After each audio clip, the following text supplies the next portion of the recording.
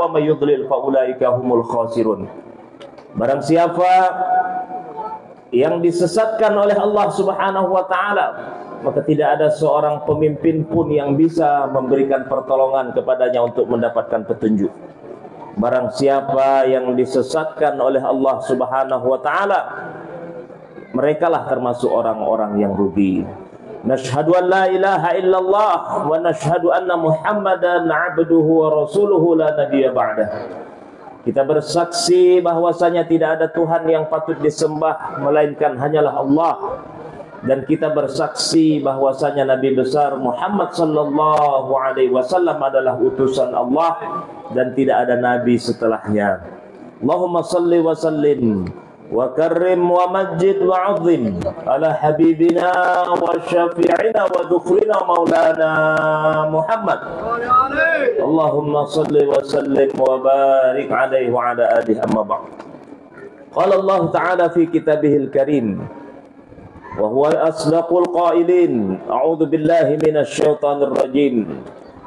Laqad kana lakum fi rasulillahi uswatun hasanah liman kana yarjullaha wal yawmal akhir wa dzakarallaha katsira.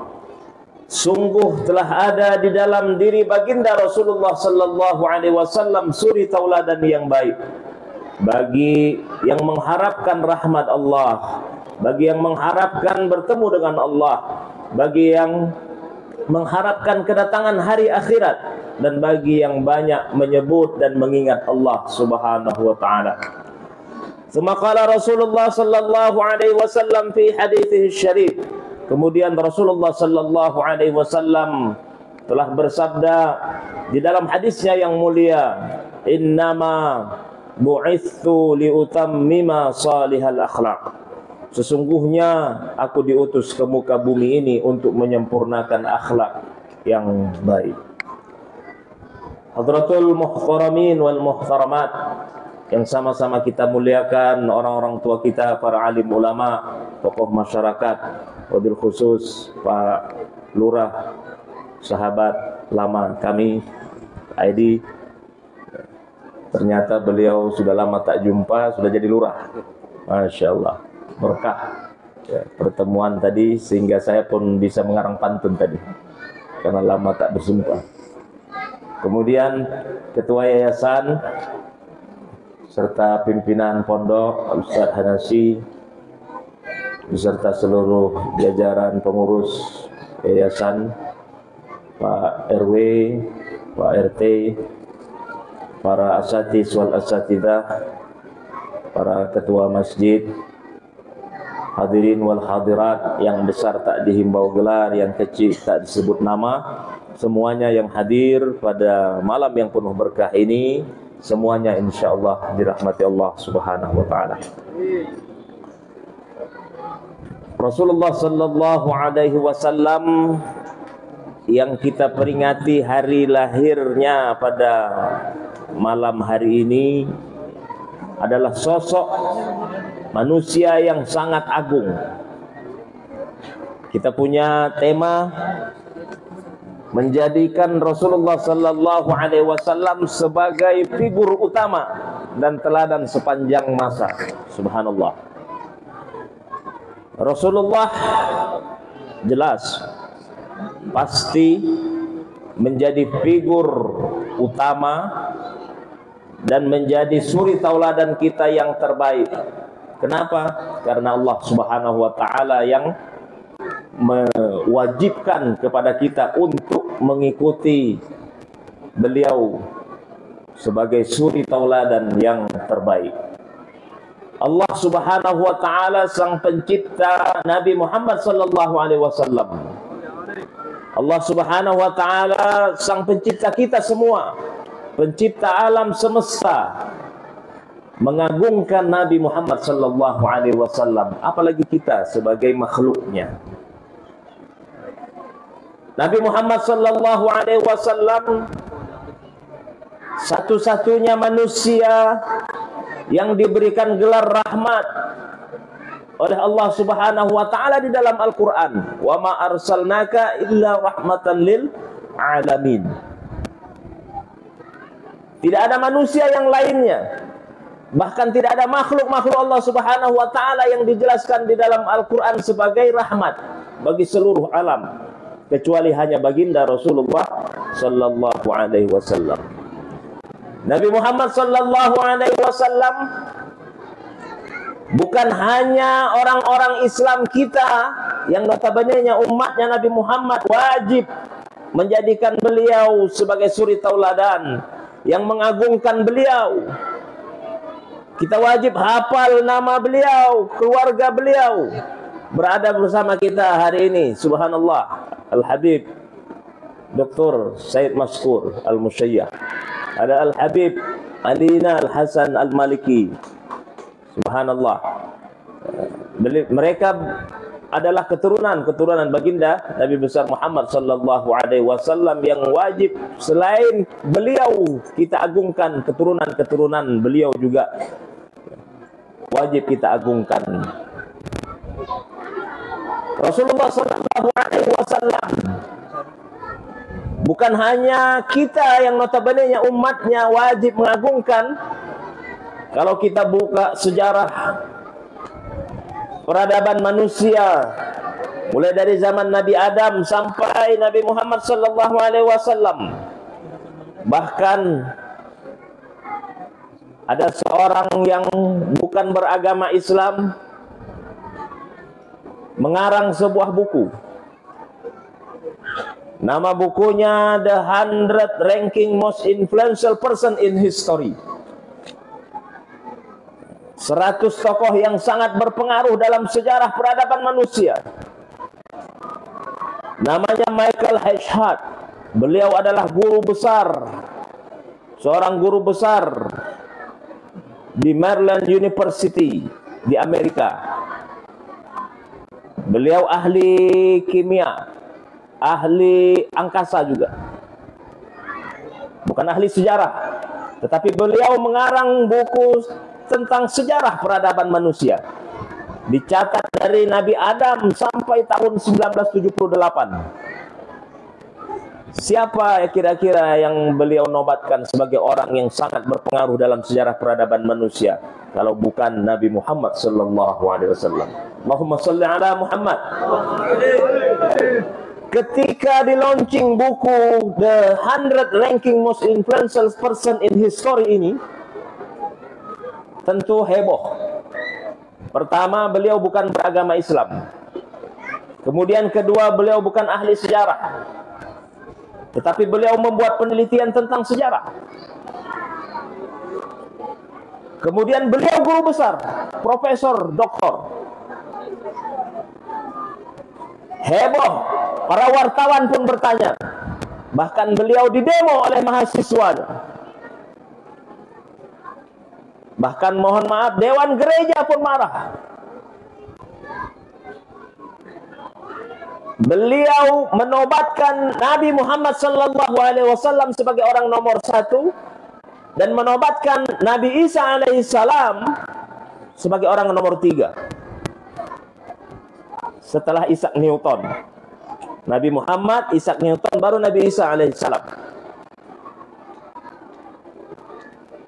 Ketika ditanya oleh wartawan, kenapa engkau menobatkan Muhammad sebagai orang yang sangat berpengaruh dalam sejarah peradaban manusia? Apa kata Michael H. Hart? Dengan mudah dia menjawab. Dalam penelitianku dari Nabi Adam sampai tahun 78 sampai sekarang ini, katanya, tidak kutemui kecuali Muhammad lah dalam waktu 23 tahun saja bisa merubah keyakinan manusia. Yang tadinya paganisme menyembah berhala bisa menyembah Allah Subhanahu wa taala. Tidak kutemui dalam penelitian sejarahku dari Nabi Adam sampai sekarang, dalam masa 23 tahun bisa merubah akhlak manusia. Kalau bukan Muhammad, siapa? Tidak ada. Kalaulah ajaran Muhammad penuh dengan kebohongan, penuh dengan dusta, walaupun pada akhirnya dia pun tak masuk Islam, tapi dia mengagungkan Muhammad.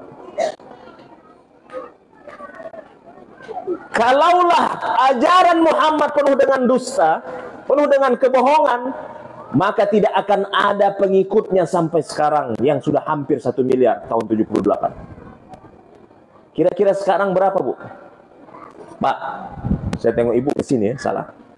Bu, berapa penduduk muslim di dunia sekarang? Termasuk yang di Pesona Mantang. Banyak. Jawabannya banyak. Lebih dari 1,7 miliar penduduk bumi ini adalah pengikutnya Nabi Muhammad SAW. Benar apa yang dikatakan Michael H. Hart? Kalaulah ajaran Muhammad penuh dengan dusta, penuh dengan kebohongan, maka tidak akan ada pengikutnya sampai sekarang. 1,7 miliar lebih penduduk bumi ini adalah pengikutnya Nabi Muhammad SAW. Takbir. Sallu ala Nabi. Hadirin wal hadirat, orang-orang tua kami, jamaah yang dirahmati Allah Subhanahu wa taala. Saya tidak akan berlama-lama. Kita akan mendengarkan sejarah mungkin dari beliau keturunan Nabi Muhammad SAW Al-Habib Sayyid Mashkur. Ya.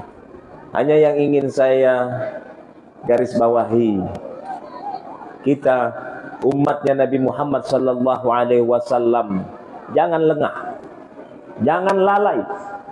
Kenapa? Orang-orang yang bukan beragama Islam saja mengagungkan Muhammad. Malu kita. Kenapa kita umatnya Nabi Muhammad SAW tidak mau mengagungkan Nabi Muhammad? Tidak mau menjadikan Nabi Muhammad sebagai figur utama. Tidak mau menjadikan Nabi Muhammad sebagai suri tauladan yang terbaik bagi kita. Kita masih mengikut artis-artis. Coba tanya sama anak-anak kita. Siapa yang bisa menghafal nama Nabi Muhammad sampai kakeknya yang ke-10? Kalau ada Ustadz kasih hadiah sekarang. Ada warna biru 2. Silakan maju ke depan.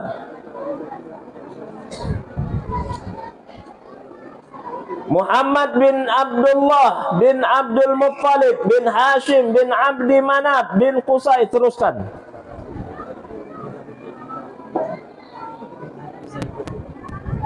Coba tanya siapa, mohon maaf, artis-artis ibu kota. Mungkin anak-anak kita lebih kenal Raffi Ahmad ketimbang Nabi Muhammad.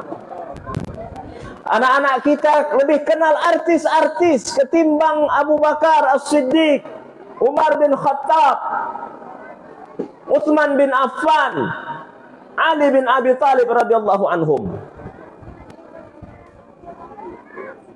Nabi Muhammad SAW saja kita tidak mengenalnya. Bagaimana sahabat-sahabatnya, bagaimana keluarganya.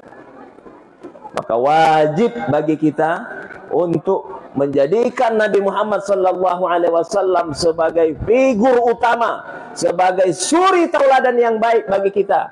Kita wajib mengenalnya. Kita tidak akan sayang kepadanya, tidak akan cinta kepadanya kalau kita tidak kenal kepada beliau Nabi Muhammad SAW.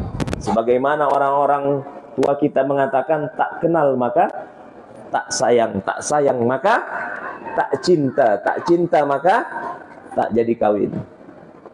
Nah, mana jadi kawin bapak sama ibu kalau tak kenal pertama, tak sayang, tak tumbuh rasa cinta. Bu, sehat? Bapak sehat? Kalau pepaya sudah dibelah pasti sedap untuk dimakan. Kalau ada tersilap dan tersalah mohonlah saya untuk dimaafkan. Aku qouli hadza astaghfirullah li wa lakum. Assalamu alaikum.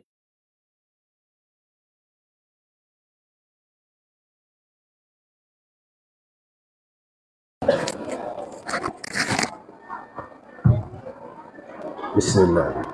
Assalamualaikum warahmatullahi wabarakatuh. Alhamdulillahil kayyum sultanu al-wadihil burhanu al-mabsutu fil wujudil karamal bi'isanu ta'ala maddu azimu syanu. Alhamdulillah wal kafa wassalatu wassalamu habibil mustafa wa ala alihi wa sahbihi ahlil tuqa wal wafa. Asyhadu an la ilaha illallah wahdahu la syarika lah wa asyhadu anna sayyidina Muhammadan abduhu wa rasuluh la nabiyya ba'dah. Allahumma salli wa sallim wa barik alaihi wa ala alihi wa ba'du.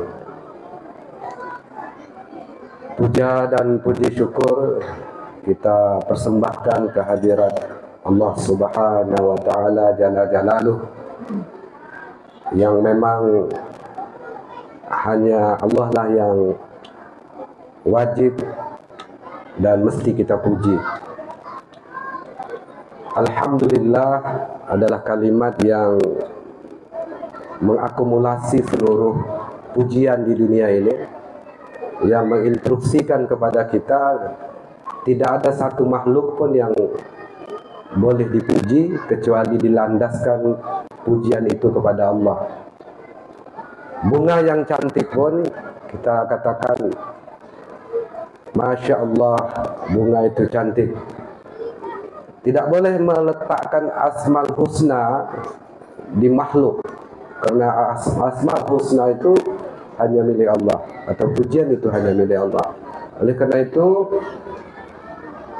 mulai hari ini, apapun yang kita lihat indah, kita lihat sempurna, dan kita lihat tidak sempurna, tetaplah kita landaskan Masya Allah, Subhanallah, Alhamdulillah, ya.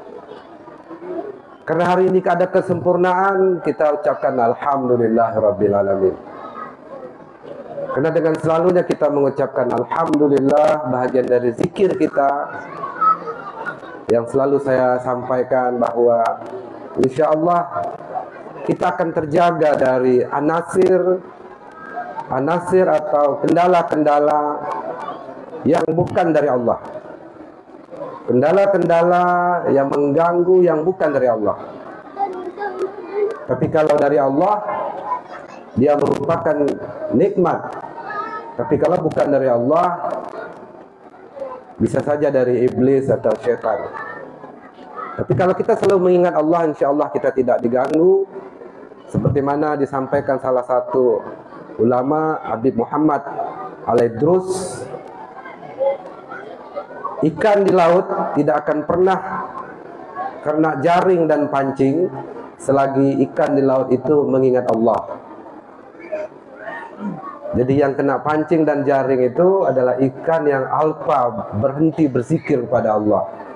Apatah lagi manusia yang diberi nikmat Allah banyak sekali, sebanyak melebihi denyut jantung kita, yang kita pompakan setiap waktu, setiap hari 28.000 lamanya, banyaknya.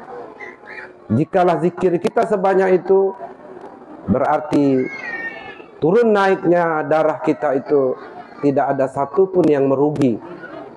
Tapi barangkali jantung kita yang kita pompa itu sedikit sekali, kita ingat bahwa itu berasal dari Allah Subhanahu wa taala. Mudah-mudahan pertemuan kita ini Allah berikan keridhaan, kelancaran ya, dari awal sampai akhir, dan diberikan kesan, diberikan manfaat bagi hati, akal, dan perbuatan kita. Karena kalau kita tak ada ilmu pun dapat pada malam hari ini, Allah pasti beri pahala. Tapi tujuan ilmu itu dua. Tujuan kita hadir di sini dua.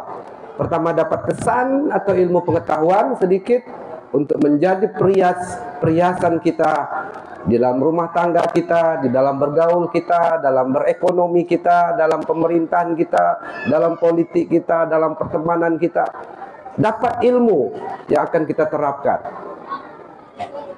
Maka kata Habib Hashim Al-Idrus, majlis yang tidak ada majlis ilmunya itu sama menghidupkan aliran kebatinan. Tapi majlis yang tidak ada zikirnya akan membuat orang ingkar kepada Allah juga, sombong. Dia tak ada zikir, langsung ilmu saja. Maka lihatlah metode khutbah Jumat. Dia diberi ilmu dulu, khutbah 2 rakaat. Kemudian baru ada solatnya. Jadi ada penyeimbang antara intelektual, pemikiran, akademik ya, dengan ritual kepada Allah Subhanahu wa taala. Kalau bisa setiap majelis itu ada ngajinya, ada ilmunya. Atau ada ilmunya, ada ngajinya, atau ada zikirnya. Supaya keseimbangan konsumsi diri kita ini ada dua. Ada ilmu pengetahuan dan ada juga bersifat iman, yaitulah zikir kepada Allah Subhanahu wa taala. Kemudian selawat serta salam kita aturkan buat kekasih kita, orang yang kita rindukan, Nabi besar Muhammad sallallahu alaihi wasallam. Allahumma shalli ala sayyidina Muhammad wa ala sayyidina Muhammad. Di mana beliaulah yang membuat kita bersama hari ini. Bisa bersaudara, tidak ada perbedaan antara kulit putih, kulit hitam, miskin, kaya, pintar maupun tidak pintar, pejabat maupun rakyat jelata, kita bisa sama. Karena ada aturan, ada rambu-rambu yang dikenal dengan akhlak yang ditanamkan pada diri kita oleh Nabi besar Muhammad sallallahu alaihi wasallam melalui risalahnya Al-Quran maupun hadis. Kalaulah beliau tidak atur, kita boleh sombong hari ini. Kita boleh sombong menjadi orang kaya. Kita boleh sombong menjadi seorang cantik dan tampan. Karena tidak ada aturan. Tapi hari ini banyak orang sombong jadi tidak sombong. Karena bukan ketidaksombong, dia menahan kesombongan itu dikarenakan ada aturan kita tidak boleh sombong. Saya ini punya sifat sombong, tapi sifat sombong tidak menjadi dominan karena ada aturan SOP yang diterapkan, yang diberikan kepada kita oleh Nabi besar Muhammad sallallahu alaihi wasallam. Mari banyak berselawat kepada Rasulullah Muhammad sallallahu alaihi wasallam. Mudah-mudahan selawat itulah yang menjadi amal yang dihitung di samping amal-amal lain. Karena selawat itu mudah sekali mengucapkannya. Allahumma salli ala Sayyidina Muhammad wa ala ali Sayyidina Muhammad. Yang kedua yang saya ingin hormati pada malam hari ini, pertama adalah Ahlul Bait atau yayasan yang mengundang kami, yaitu Yayasan Athaillah Batam, ya, Bapak Pak Kiai Athaillah, ya, Athaillah.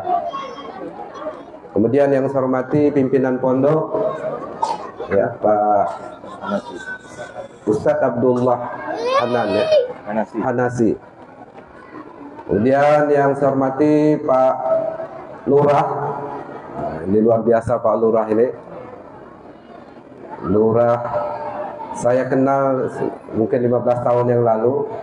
Itulah rezeki, ya. Allah mau naikkan menjadi seorang lurah. Dia tidak disuruh beramal secara pribadi nafsi, tapi ingin beramal bagaimana bisa membesarkan orang lain, bisa membantu orang lain jadi lurah. Ya. Jadi mudah-mudahan beliau sehat, ya, terus berkarir karena Allah. Terus berkarya mengabdi dalam pemerintahan karena Allah. Ya. Beliau macam orang kita biasa saja dulu, tapi Allah angkat derajatnya. Di Poltek, pernah di Belusina, ya. Mudah-mudahan Pak Edi Sapardi Eskom senantiasa menjalankan amanah. Amin. Dan yang saya hormati Pak RT, Pak RW, tokoh masyarakat, imam masjid, ketua masjid, sejawat saya Habib Aliana Al-Hazni Al-Maliki Al-Maki, ya, yang juga menjadi mediator kami malam hari ini sehingga hadir dengan Ustadz Marsapuan di sini. Dan yang saya hormati seluruh guru-guru, ya, Ustadz dan Ustazah. Yang saya hormati ada juga di sini Ustadz Halifi, ya, yang punya pesantren juga, ya, TPQ. Alhamdulillah beliau juga sahabat kita, ya, saudara kita yang berjuang sama-sama dalam dunia pendidikan Islam. Dan yang saya hormati panitia kegiatan Maulid atau Maulud pada malam hari ini. Dan yang saya hormati adik-adik kita dari Hadrah, ya. Kemudian ibu-ibu sebelah kiri. Memang pas ibu-ibu itu memang belah kiri, ya. Dia sebagai pendamping. Ibu-ibu yang belah kiri saya yang saya banggakan. Mudah-mudahan ibu-ibu Karena memang gangguan ini banyak ya, sini keliling-keliling ini KP semua ya. Saya terkejut dengan Ustaz tadi, kok bisa KP kiri kanan majelisnya ramai gitu. Tak tersedot dengan KP ya. Mungkin bukan karena kita ada umur begini. Tapi tadi kok ada juga remaja-remaja ya. Dan yang saya hormati para masyarakat ya, yang berdomisili, yang bermukim di Bengkong Pesona Mantang ini yang dirahmati Allah Subhanahu wa taala. Hadirin wal hadirat, kemudian terakhir yang saya hormati teman saya, saudara saya Al Ustadz Haji Marsapwan LCMA. Beliau dosen juga, penceramah kondang. Saya masa Maulid ini baru inilah diundang Pak Kiai, Pak Ustadz. Abi Ali kalau tak ada Abi Ali undang memang tak ceramah lah. Memang saya ni agak susah ceramah, agak susah. Memang bukan penceramah. Tapi kena Habib Ali ni kalau sudah minta, maksanya luar biasa. Ini, tapi lama-lama saya tak terpaksa lah. Ya, tapi awalnya saya Habib tak ada orang lain, suruh Ustaz Marsapwan aja. Ya Habib kasih gurau-gurau aja sudahlah. Yang penting ada Habib satu ceramah. Ya, biasa gitu Habib ni. Dia yang tukang gurau-guraunya saja, yang ceramahnya bukan Habib sebenarnya. Habib tuh ya duduk aja lah gitu ya. Tapi hari ini diminta materi sedikit. Baik, saya tidak terlalu lama. Paling-paling 3 kali nguap lah, 2 kali nguap. Saya nampak saja ibu-ibu ada nguap satu, atau berarti lampu kuning. Nah, pas laki-laki, bapak-bapak ada yang nguap saja yang kedua, itu dah lampu merah, saya berhentilah. Karena itu indikator kalau sudah malam gitu ya. Saya pernah ceramah itu di Batu Haji 2 tahun yang lalu, agak malam memang, karena dia ada baca Sintudurar ya. Alhamdulillah, memang maulid itu harus ada maulid, ada teks asli dulu ya. Misalnya macam tadi saya senang dengarnya, Alhamdulillahil sultanu al-wadihil burhanu al-mabsutu fil wujudil karamul bi'isanu ta'ala majdu azumu syanu khalaqal khalqal hikmah wa tawa'alal ilma wa basyatalahu min fa'idil tak apa lagi ya. Dulu hafal itu satu bab sering baca maulid. Hadirin wal hadirat yang berbahagia, saya ingin menyampaikan kesimpulan dulu sebelum 15 menit ke depan. Jadi kesimpulan kita hadir di sini melaksanakan atau memperingati Maulid ya. Pertama, kita harus sedikit berubah.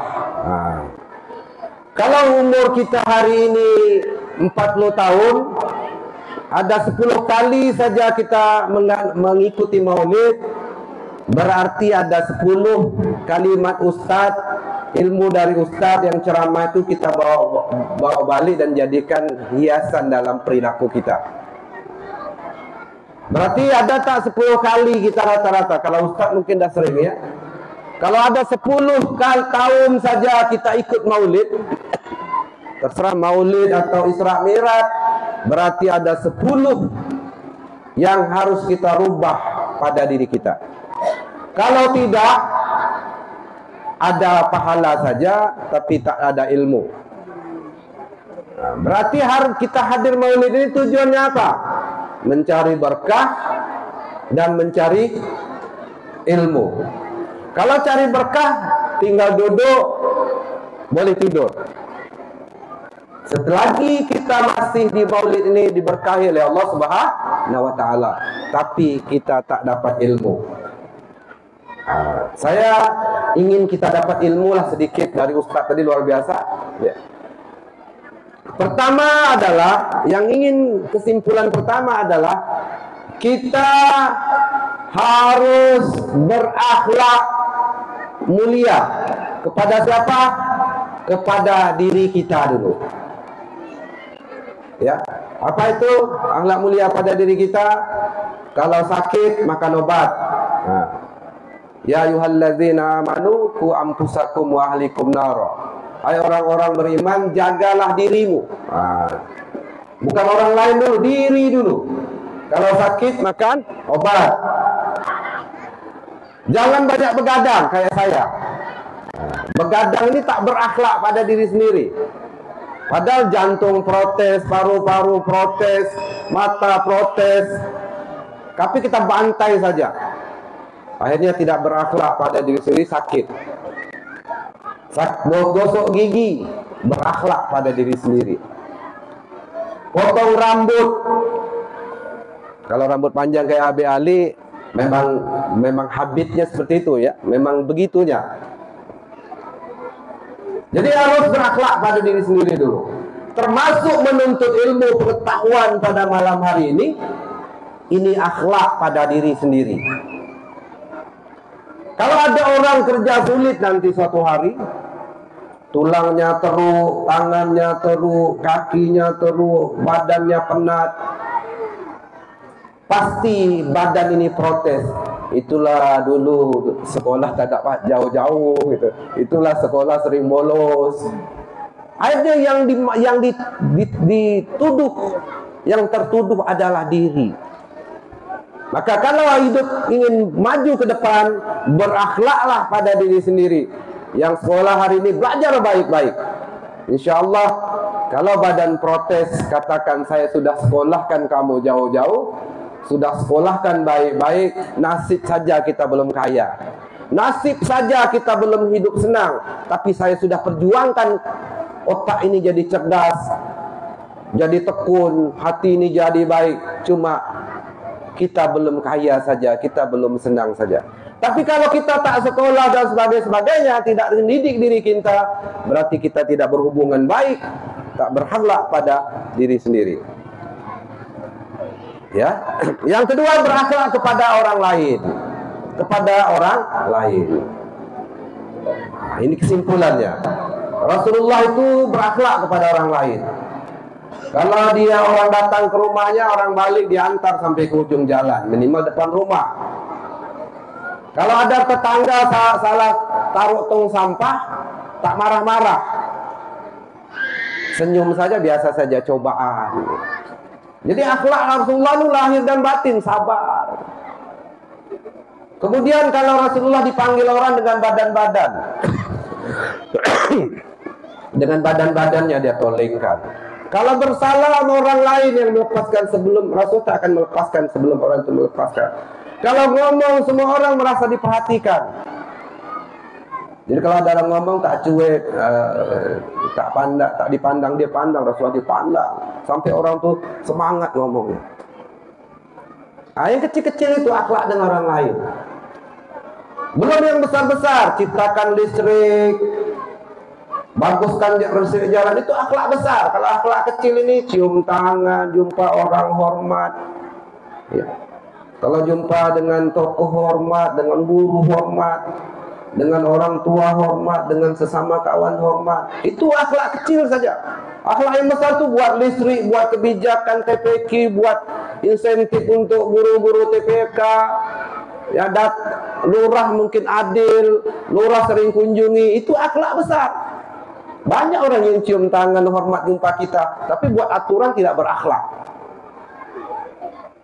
Percuma dia hormat dengan Pak Ustadz, Pak Kiai, Pak Habib hormat, tapi buat kebijakan melanggar aturan agama, itu sama dia tidak berakhlak juga. Lebih bagus dia sombong dengan saya, sombong dengan kita, tapi aturannya mensejahterakan rakyat, aturannya membuat orang menjadi baik. Banyak tuh pemimpin tak terlalu berakhlak kalau jumpa kiai, tapi aturannya berakhlak. Kita ingin seperti itu, akhlak pribadi baik, tapi akhlak politiknya baik, akhlak memerintahnya baik. Itu yang, karena banyak kalau kita lihat orang tua baik dengan anaknya, nah baik, tapi anaknya tak disekolahkan. Lebih bagus dia dengan anak cuek saja, tapi anaknya sekolah tinggi, itu lebih berakhlak dibanding yang dimanjakan anak, sejumpa anak dipeluk, tapi dia tidak mendidik anaknya. Nah, seperti itulah pemerintah, begitulah kita. Ya. Akhlak ini ada yang makro, Ya, yang kecil, ada yang besar. Itu ya, Bapak Ibu sekalian. Kemudian barulah akhlak-akhlak yang lain. Bacalah buku Al-Tirmizi, Sunan Al-Tirmizi tentang akhlak Rasulullah. Ya. Sehingga apa yang kita gelar malam hari ini tidak sebatas manfaatnya, full manfaat, bukan hanya rutinitas, tradisi yang dibuat oleh datuk nenek kita dulu, sekarang kita peringati. Tapi bagaimana? Karena semakin tinggi kita menjalankan agama Islam ini, semakin majulah Islam ini, semakin majulah bangsa ini. Maka saya selalu katakan, kalau bangsa ini tidak maju, provinsi ini tidak maju, kabupaten kota tidak maju, kecamatan tidak maju, barangkali kita belum melaksanakan asyhadu an la ilaha illallah wa asyhadu anna Muhammad Rasulullah secara baik. Seperti apa? Bukan hanya ritual, tapi aturan-aturan itu. Karena Al-Quran itu bukan hanya untuk dibaca, bukan untuk dingajikan saja. A'udzubillahi minasyaitonirrajim. Itu untuk konsumsi kopi.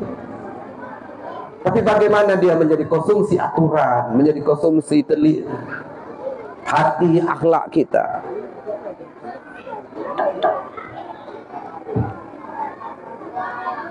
Kadang Al-Quran, saya berdiri sikit lah ya. Al-Quran hanya keluar kalau nenek kita meninggal. Karena Al-Quran itu bukan kita. Karena akhlak Rasulullah itu ada dalam Al-Quran dan hadis. Itu akhlaknya Rasulullah. Tapi dia keluar, SOP itu, aturan itu kalau nenek meninggal. Seolah-olah Al-Quran itu hanya sebatas bacaan yang menasihati orang-orang meninggal. Maka majunya sebuah kampung itu tergantung berapa banyak mereka menggunakan Al-Quran dan hadis dalam kehidupannya.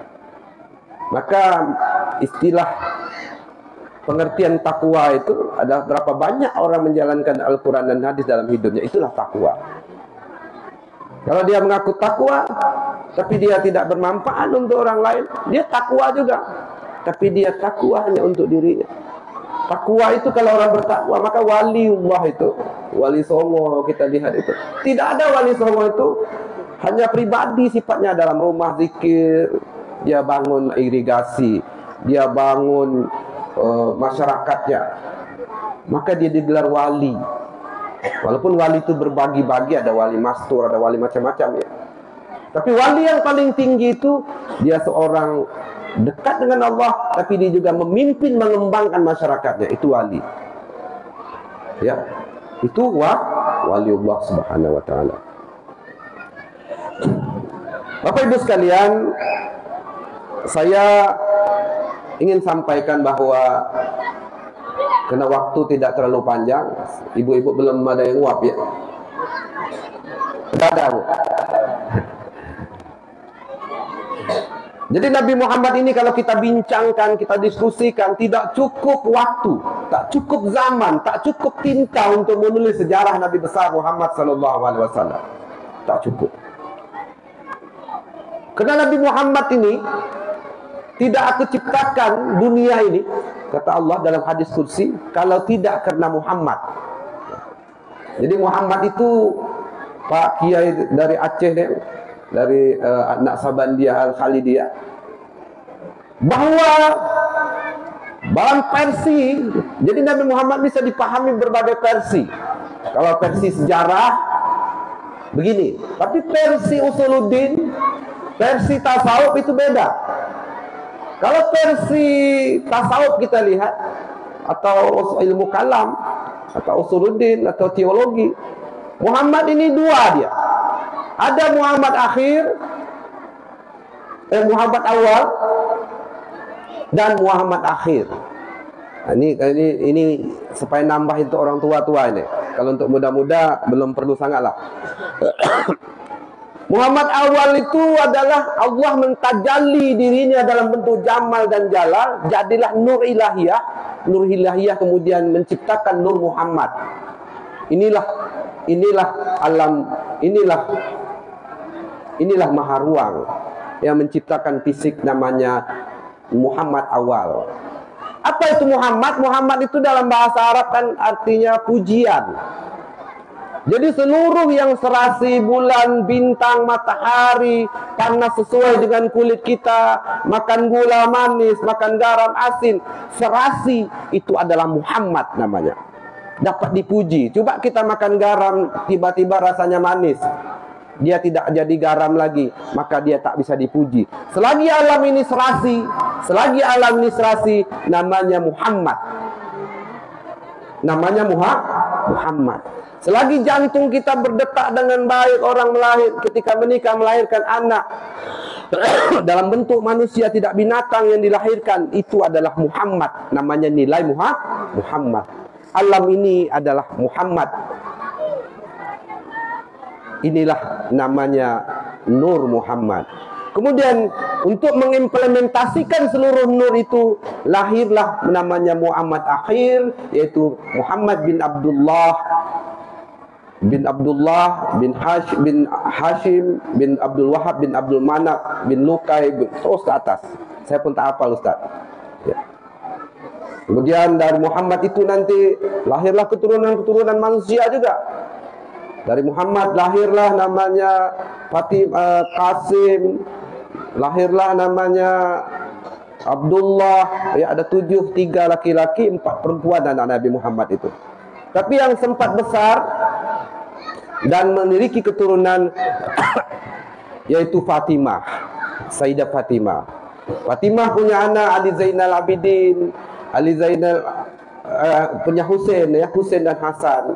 Husain punya anak Ali Zainal Abidin.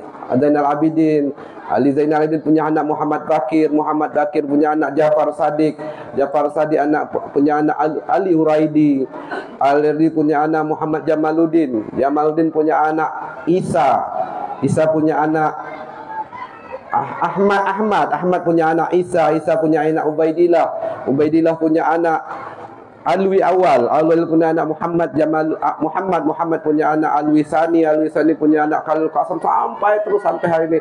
Inilah mereka dianggap dari keturunan Rasulullah, dipanggil para habaib, para sayyid, para syarifah, para syarif.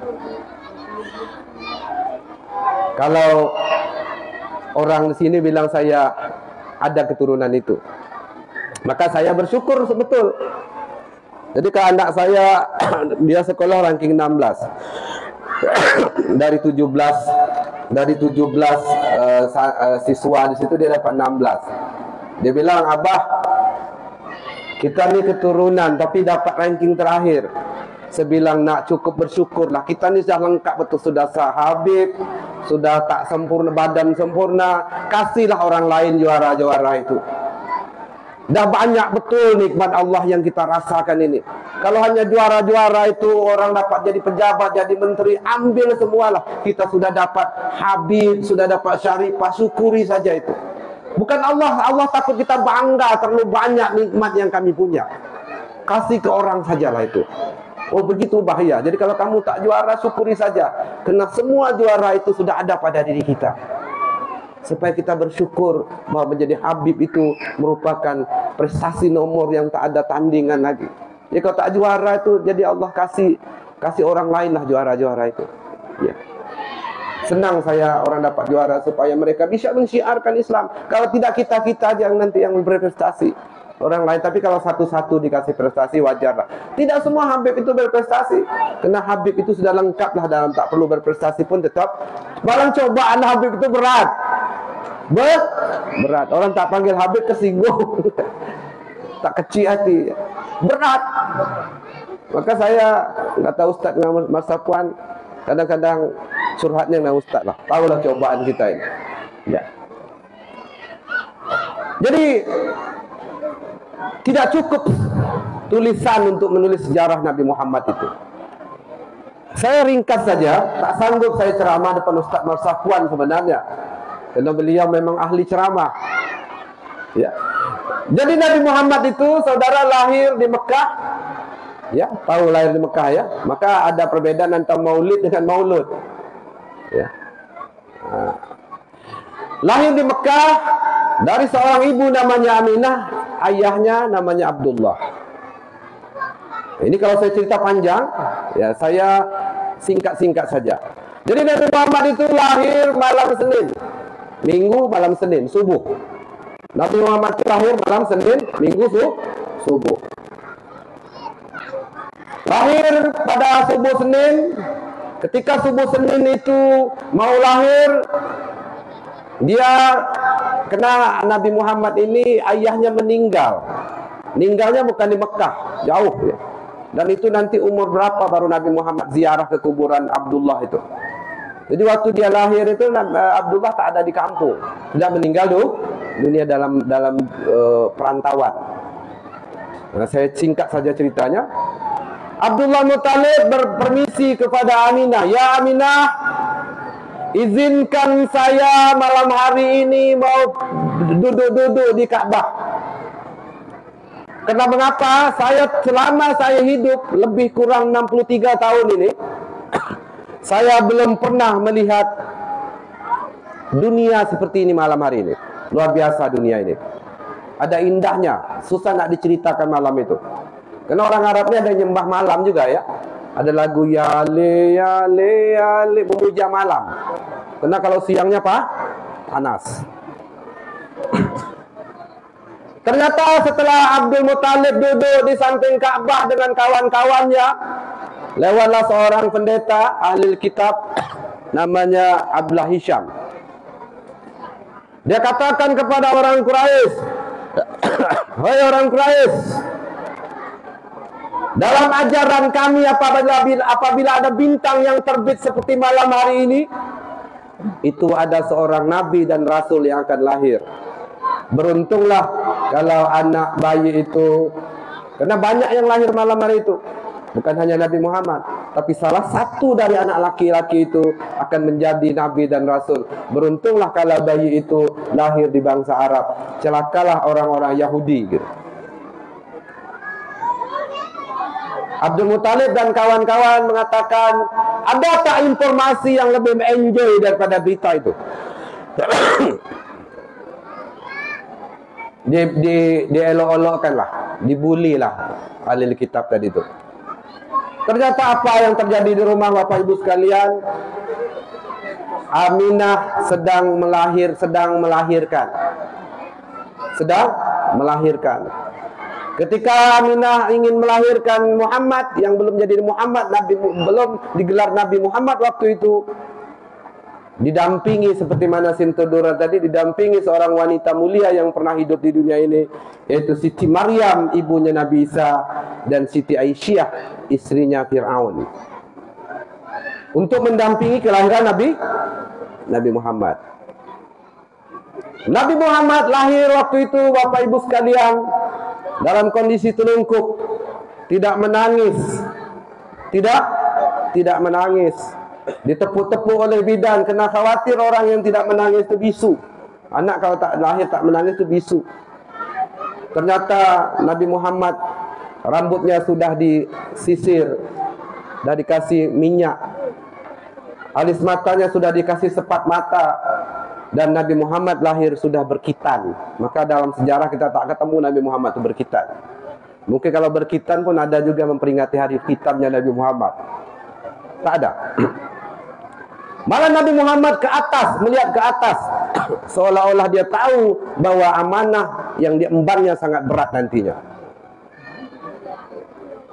Kata Siti Aminah berkata kepada sahabat-sahabatnya setelah lahir, "Aku heran ketika aku melahirkan anakku ini Muhammad.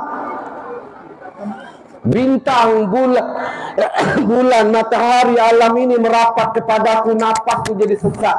Aku heran mengapa alam ini merapat. Rupanya alam ini juga berziarah ke Nabi Muhammad pada waktu itu. Sampai Nabi Muhammad dadanya Siti Aminah sesak. Sianglah hari Bapak Ibu sekalian balik Abdul Muttalib dari Ka'bah. Dia terkejut ada seorang bayi yang berbaring di tengah rumah. Dia tanya, "Ya Aminah, ini anak siapa?" "Inilah anak kita Nabi Muhammad. Inilah cucu Muhammad sallallahu alaihi wasallam." Tapi belum ada waktu itu. Dia ambil Muhammad tadi, bayi tadi, dia lari di tengah kota Mekah. Dia katakan, "Siapa yang mengatakan apabila ada seorang bayi yang lahir pada malam hari ini akan menjadi seorang nabi dan rasul. Mungkin salah satu, mungkin cucuku ini. Terpekik-pekik lah di tengah pasar Mekah itu. Tiba-tiba datanglah Abdullah Hisham. Akulah yang mengatakan apabila ada bayi yang lahir malam hari ini, salah satu akan nabi. Biar aku periksa, mungkin cucumu ini. Dia tengok muka Rasulullah. Ternyata ada tanda di mata Rasulullah, di mata Muhammad, garis merah. Di mata kanan tu ada garis merah kecil. Yang kedua dia tengok di belakang antara tengkuk punggung kiri dan punggung kanan ada butiran warna daging tumbuk, semacam daging tumbuk sebesar bulu telur burung merpati, warnanya merah. Dia katakan, "Hai Abdul Muttalib, kau jaga betul anak ini. Kalau aku lihat tanda-tanda nubuah ada pada dirinya. Khawatir kalau orang-orang Yahudi tahu, mereka akan bunuh bayi ini. Karena lahir seorang nabi yang bukan berbangsa Yahudi." Akhirnya Abdul Muttalib senang betul calon nabi ini rupanya. Balik Bapak Ibu sekalian, dia bikin kamar, dia rapikan kamar, bikin keranjang bayi dan sebagainya. Panjang bayi sebagainya. Kemudian setiap malam dia cek apakah bayi ini terjaga dengan baik. Satu malam perabung rumah itu tersingkap dua. Perabung rumah kamarnya itu. Tengok hilang budak ini, hilang bayi ini, itulah bahasa Melayunya. Karena perbudakan itu baru daerah Melayu masih ada. Kami sering panggil budak-budak ya. Budak-budak itu anak-anak. Maka kata kawan saya, di Melayu itu masih ada perbudakan. Kena manggil orang budak-budak gitu. Ternyata tidak. Bayi tadi menunjuk ke atas, Bapak Ibu sekalian. Menunjuk ke atas. Rupanya di atas itu ada bulan. Ketika jari Nabi Muhammad ke kiri, bulan pun ikut ke kiri. Ketika jari Nabi Muhammad ke kanan, bulan pun ikut ke kanan. Jadi Nabi Muhammad itu hiburannya, pemain-mainannya itu main bulan malam-malam. Nah, kita main apa ya? Main HP. Pagi besoknya datanglah Suaibah, yaitu budak dari Abu Lahab. Umar Hisham ya namanya. Umar Hisham. Ya. Umar Hisham itu Abu Lahab. Dia adalah salah seorang paman Rasulullah yang nanti jadi musuh. Tapi Nabi Muhammad dari kecil belum jadi musuh. Syuaibah mengatakan kepada Abdul Muttalib, "Muttalib, ini siapa? Ini siapa? Ini bayi adalah ponaanku, cucuku. Namanya Muhammad." Pergi dia berlari ke rumah Abu Lahab. Dia katakan, "Ya Umar, ya tuanku, engkau dapat seorang anak ponaan laki-laki namanya Muhammad." Keluarlah Abu Lahab tadi atau Umar Hisham. Dia katakan, "Betul tak engkau sampaikan itu ya Syuaibah? Betul." Apa kata dia? "Kena engkau Syuaibah mengembirakan hatiku hari ini. Engkau aku bebaskan jadi budak, merdeka." Karena orang Arab ini kalau dapat bayi laki-laki itu senang. Ya, senang. Kalau perempuan ini dia akan dipergilirkan rumah-rumah bangsawan nanti kalau sudah dewasa. Maka mereka aib kalau perempuan ini. Maka perempuan itu banyak yang ditanam hidup-hidup. Ya, tapi kalau tahu orang membunuh perempuan juga dihukum. Untuk orang bangsawan, khusus untuk bangsawan tak mau anak perempuan. Maka kelahiran Nabi Muhammad itu bersyukurlah para perempuan. Karena kalau tidak kita banyak tak hidup zaman itu. Maka saudara, dalam hadis Ahmad dijelaskan, Abu Lahab itu setiap hari Senin dia diberi remisi. Diberi keringan setiap hari Senin. Kenapa? Karena pernah membebaskan budak, pernah gembira ketika lahirnya Nabi Muhammad. Jadi kata Habib Muhammad, kalau ada orang non-Islam pun, tapi ketika mendengar maulid, ketika mendengar Nabi Muhammad, dia tidak menghina dan senyum, dia pun akan diringankan siksaannya. Apalagi kita orang Islam yang mengadakan maulid malam hari ini.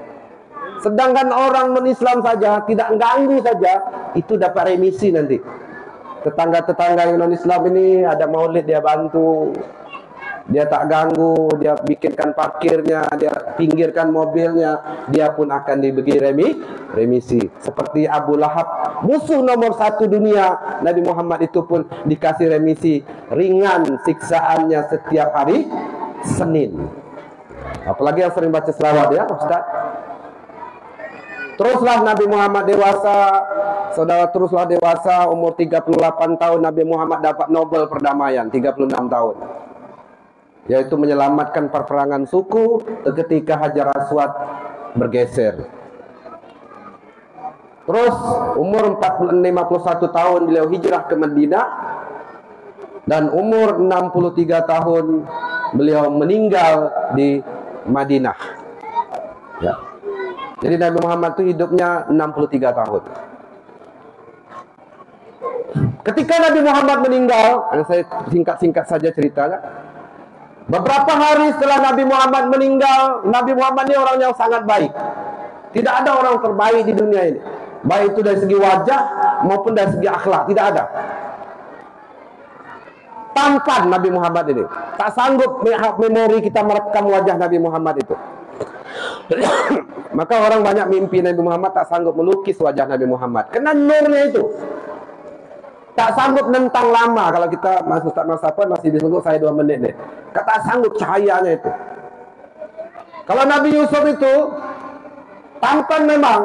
Kalau ada seluruh wanita suruh pegang apel di tangannya, taruh pisau di tangan kanannya, lewatkan Nabi Yusuf, wanita terbius tak sadar, dia jadi bius, tak sadar tangannya dipotong. Begitu gantengnya Nabi Muhammad. Coba saya pegang pisau sekarang, ambil apel, tengok saya, potong tangan, terasa kan? Karena saya tidak tampan. Tapi Nabi Yusuf tak terasa saking tampannya itu. Tapi kalau Nabi Muhammad dilewatkan pada 10 gadis tadi, suruh lewat depan Nabi Muhammad, lebih luar biasa lagi yang terjadi. Pisau tadi bukan mereka potong untuk apel, tapi mereka potong dadanya. Dia potong jantungnya, dihadiahkan kepada Nabi Muhammad. Begitu gantengnya Nabi Muhammad mengalahkan Nabi Yusuf. Ya. Baik Nabi Muhammad, baik. Ada nenek-nenek waktu perang Badar. Nenek-nenek menjaga di pintu gerbang, nunggu saudara-saudaranya balik dan sebagainya. Masing-masing balik pakai rombongan, pakai kelompok. Nek, suami kamu sudah meninggal, Nek. Diam aja nenek itu. Lewat. Lewat lagi satu rombongan. Nek, anak kamu sudah meninggal di perang. Diam saja. Lewat lagi satu rombongan. Nek, cucu kamu sudah meninggal. Lewat saja. Terakhir, nek, semua keluarga kamu sudah meninggal. Apa dia kata? Bukan itu yang ingin ku cari. Apakah Muhammad masih hidup? Karena bagiku semua itu tidak ada. Yang ada Nabi Muhammad SAW. Jadi sangat baik. Bilal bin Rabah, Bapak Ibu sekalian, ini cerita pemungkas ini. Bilal bin Rabah itu ketika beberapa hari Nabi Muhammad telah meninggal dunia, dia bilang dengan istrinya, istri, anak-anakku, kita pindah ke Mekah yuk. Ngapa bang?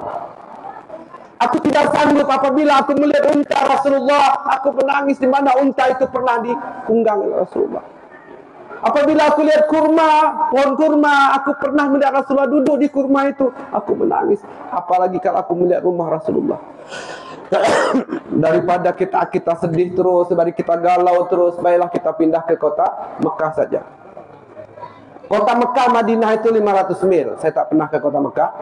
Pak Ustaz dengan salah tahu ya. Kalau jalan kaki 1,5 bulan. Dia bungkus pakaian sebagainya, dia ajak anak istrinya pindah. Sampai di kota Madinah, dia tertidur karena penat. Capek. Dia bermimpi dalam tidurnya dia bermimpi bertemu Rasulullah. Apa kata Rasulullah? Ya Bilal, sampai hati engkau tinggalkan makamku di kota Madinah. Dia dikena tegur Rasulullah, besok dia pindah lagi Bapak Ibu sekalian. Saking sayangnya Rasulullah kepada Rasulullah. Dalam catatan sejarah juga, Bilal tidak pernah mau azan lagi setelah Nabi Muhammad meninggal. Pernah Abu Bakar Siddiq datang khusus ke rumah Bilal. Bilal, azan kau seperti mana Nabi Muhammad masih hidup. Karena engkau orang pertama azan di dunia ini, Bilal. Apa dia katakan? Tidak, ya Khalifah. Tapi pada suatu hari, Bapak Ibu sekalian, Bilal ada hadir datang sholat Jumat. Datang pakai serban, tutup kepala, pakai baju hitam supaya orang tak kenal kalau itu Bilal datang. Karena kalau Bilal datang khawatir disuruh azan. Bilal ini tak mau lagi azan karena dia rindu dan takut terkenang Rasulullah.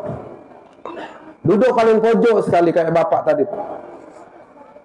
Ditutup tadi kepalanya Pak, supaya orang tak tahu kalau itu Bilal. Tapi ada sahabat yang melihat, karena sahabat ini rindu dengan suara Bilal. Kebetulan waktu itu Abu Bakar sudah duduk di depan. Dia pergi lari. Assalamualaikum ya Abu Bakar. Waalaikumsalam. Kenapa?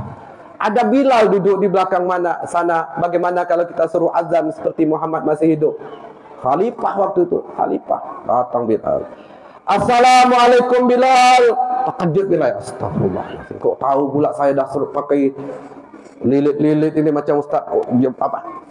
Anunya ya. Imamahnya itu. Bilal, bolehkah engkau azan seperti mana Muhammad masih hidup Jumat ini? Apa kata Bilal? Ya Sayyidina Abu Bakar, engkau adalah khalifah kami. Engkau adalah pemimpin kami. Engkau adalah mertuanya Rasulullah. Engkau adalah orang yang hijrah dengan Nabi besar Muhammad SAW. Tapi aku mohon maaf, aku tak bisa azan karena kekasihku Muhammad tidak lagi mendengar suaraku. Akhirnya Abu Bakar waktu itu khalifah, presiden ini Jokowi nyuruh ibaratnya gitu ya. Tak mau. Sahabat tadi tak putus asa, dia tengok Abu Bakar, Umar datang. Umar kan agak keras sikit. Dia ceritakan, pergi lagi. Assalamualaikum Bilal, azan seperti mana Muhammad masih hidup. Apa dia katakan? Umar, banyak jasa kau terhadap Islam. Gara-gara engkau masuk Islam lah, Islam agak berkembang. Karena Rasulullah pernah berdoa ya, ya Allah masukkan 2 orang Umar dalam Islam. Hanya terkabul satu doa Rasulullah, yaitu Umar ibnu Khattab. Umar Hisham tadi, yang apa, Abu Lahab tadi tidak. Kalau 2 itu masuk Islam, makin besarlah Islam waktu itu. Tapi Allah takdirkan satu saja, yaitu Umar ibnu Khattab. Tak mau juga Bilal azan. Sahabat tadi sudah putus asa, ibu-ibu sekalian sudah putus asa. Siapa lagi lah yang mampu memerintahkan Bilal azan Jumat ini? Ternyata ada anak umur 7 tahun, 2 orang masuk, 2 beradik masuk, datang masjid. Pasti anak ini mampu nih. Tahu tak saudara siapa? Dia adalah Sayyidina Al-Husain dan Sayyidina Al-Hasan, atau Sayyidina Al-Hasan dan Sayyidina Husain. Kata Fatimah, Hasan dan Husain itu memang anakku, tapi wajahnya seakan-akan kakeknya Muhammad Rasulullah Sallallahu Alaihi Wasallam. Dulu orang kalau rindu dengan Nabi Muhammad lihat Husain dan Hasan, karena ada sebahagian badan mereka itu mirip Nabi Muhammad dan ada sebahagian mirip Fatimah. Assalamualaikum ya Sayyidina Hasan. Ya budak-budak masih kecil-kecil. Waalaikumsalam gitu. Bolehkah engkau rayu, engkau mintakan Sayyidina Bilal bin Rabah azan seperti mana kakekmu masih hidup? Ya budak-budak disuruh mau lah ya. Pergilah Husain dengan Hasan. Assalamualaikum Sayyidina Bilal, sahabat kakekku Muhammad Rasulullah SAW. Bolehkah kau azan seperti mana Muhammad masih hidup, kakekku masih hidup dulu? Apa kata Sayyidina Bilal? Waalaikumsalam ya cucu kekasihku Muhammad.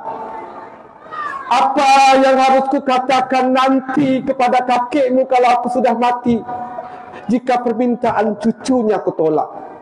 Apa yang harus kukatakan kepada kakekmu nanti, kekasihku itu, jika permintaan cucunya kutolak?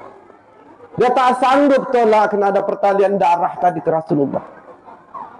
Yang lain tolak solat, tapi Husain walaupun anak-anak dia tak berani tolak, khawatir ada pertanyaan itu apa nak dijawab. Akhirnya masuklah waktu solat Bapak Ibu sekalian. Allahu Akbar, Allahu Akbar. Seluruh orang di kota Mekah yang sedang jualan itu melepaskan jualannya. Muhammad hidup lagi, Muhammad hidup lagi, Muhammad hidup lagi. Asyhadu an la ilaha illallah. Satu masjid itu menangis, kena rindu. Inilah orang pertama azan di dunia. Ketika Nabi Muhammad Bilal mengucapkan asyhadu anna Muhammadar, belum sempat dia menyebut kata Muhammad, Bilal pingsan, kena tak sanggup menyebut kata kekasih. Kita ni kan kalau benci dengan orang pun tak suka juga sebut nama orang itu. Sering orang tu, kita tengah makan dia sebut nama tu, engkau jangan sebutlah nama tu, hilang selera makan saya. Begitu juga kalau kita sayang dengan orang, kita pun kadang-kadang tak mau sebut namanya, ya, takut teringat. Jadi luar biasa Nabi Muhammad ini. Terakhir, cerita terakhir, Nabi Muhammad ini pernah duduk, Bapak Ibu sekalian, duduk ramai-ramai lah macam gini. Tiba-tiba Nabi Muhammad itu ini untuk pemimpin ini, Pak Edi, Pak Lurah. Ketika dia duduk, ada seorang wanita dari bangsa Yahudi menghadiahkan sebuah apel, sebuah jeruk berwarna kuning, satu buah di dalam piring. Dia katakan, ini untukmu Muhammad. Dia taruh piring. Sambil pergi tersenyum dan Nabi Muhammad pun membalas, karena orang telah berbuat baik. Sahabat-sahabat yang sedang keliling tadi melihat, oi mantap nih, jeruknya. Rasulullah ambil jeruk itu, dan orang Yahudi wanita tadi melihat dari jauh apa yang dilakukan dengan jeruk itu. Rasulullah pelan-pelan buka jeruk itu, pelan-pelan. Sahabat-sahabat membatin semua, Nabi Muhammad ini tahan dia tidak makan demi orang, dia akan kasihkan. Pasti kita dapat sehulas nanti jeruk itu. Ternyata tidak, Rasulullah itu makan jeruk itu pelan-pelan, dia tersenyum dengan orang Yahudi ngasih tersenyum. Jeruk tak ada pula sini. Senyum makan jeruk itu. Sampailah jeruk itu habis, ada yang membatin, hai, tak kasih-kasih, nampak makan seorang nampak ni sekali ni. Setelah itu ada yang sahabat nyetuk, sedap nampak jeruk itu ya Rasulullah. Apa kata Rasulullah? Hai sahabat, engkau tahu tak jeruk itu apa rasanya? Tak tahu. Ternyata jeruk itu sangat masam sekali sahabat. Biarlah aku yang merasakan masam itu sahabat. Khawatir kalau engkau makan jeruk itu, engkau akan marah dengan Yahudi itu. Biarlah aku yang merasakan masam sendiri. Biarlah aku yang merasakan masam sendiri. Dia supaya orang Yahudi tidak tersinggung, dia makan dengan senyum. Apa tujuannya? Jadi pemimpin harus seperti itu. Jangan yang masam kita kasih ke rakyat, yang manis kita makan sendiri. Ya, begitulah Rasulullah. Maka Rasulullah itu sampai hari ini, mengapa umatnya sampai 1,7 M? Itu karena dia baik. Kalau dia ke gangster, kalau dia hanya ketua geng, paling ada geng saja, paling ada 20-30 orang, 100 orang. Tapi ini hampir separuh bola atlas bumi ini, hampir separuh dunia ini adalah milik umat Islam. Begitu hebatnya Nabi Muhammad, karena akhlaknya luar biasa. Karena akhlaknya luar biasa. Banyak orang takluk beliau karena keindahan akhlak. Keindahan akhlak lah yang membuat orang takluk kepada Rasulullah Muhammad sallallahu alaihi wasallam. Sehebat apapun ilmu kita, tapi kalau tidak ada akhlak, tak ada gunanya. Komputer itu banyak ilmu. Di dalam memorinya ada kitab gundu, ada Quran, ada hadis, ada kitab tafsir, macam-macam kitab. Tapi dia tak masuk surga komputer itu, karena dia tak bisa melakoni akhlak yang ada di dalam memorinya itu. Begitu juga kita kalau banyak ilmu hadis, Quran, apa semua, tapi kita tak berakhlak, sombong dan sebagainya. Samalah kita dengan laptop itu, tak akan masuk surga. Saya kira itu yang dapat saya sampaikan pada kesempatan ini. Mohon maaf segala kekurangan dan perlebihan. Mudah-mudahan Allah ridho kepada kita semua. Wabillahi taufiq wa hidayah. Aku qauli hadza. Assalamualaikum warahmatullahi wabarakatuh.